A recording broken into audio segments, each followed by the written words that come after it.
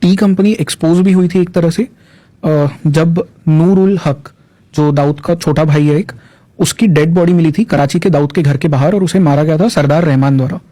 ये क्या चीज है? नूरुल जो है ना, उसका नाम हिंदुस्तान में जो है पुलिस में या सब लोगों के बीच में नूरा के नाम से फेमस है। और नूरा का घर के मतलब बाहर तो नहीं, लेकिन थोड़ा सा आगे जाकर के, और वहां पर एक एटीएम सेंटर है सिटी बैंक का, उसके बाहर उसकी लाश फेंकी गई थी। और जो ये अब्दुल रहमान जिसकी बात कर रहे हैं आप, वो रहमान डकैत के नाम से कुख्यात है वहां पे।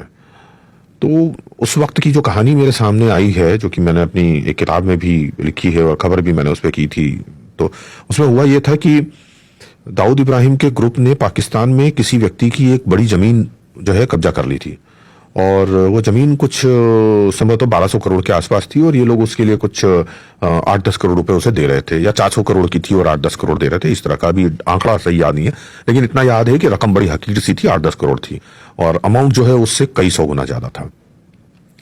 तो वो बंदा जो है मान नहीं रहा था कि नहीं भाई, इतना कम पैसा कैसे दूंगा, आप इसके ऊपर वो बनाओगे, बिल्डिंग कॉम्प्लेक्स बनाओगे या शॉपिंग मॉल बनाओगे तो आपको 2000 करोड़ का फायदा होगा, मेरा क्या, अब 400 करोड़ की मेरी जमीन ले लोगे तो वो नहीं मान रहे थे। फॉर्चुनेटली और अनफॉर्चुनेटली ये जो बंदा था ये रहमान का रिश्तेदार था, तो ये रहमान के पास गया। रहमान ने दाऊद को समझाने की कोशिश की ओवर द कॉल। दाऊद और उसके लोग अड़े रहे। एक दिन उसने नूरा का कर लिया अपहरण।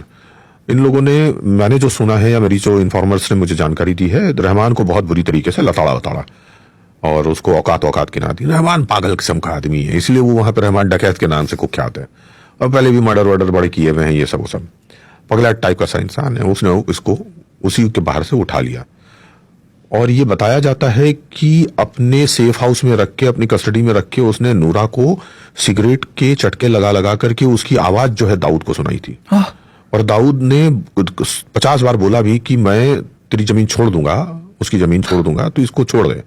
उसने कहा कि वो बहुत देर हो गई।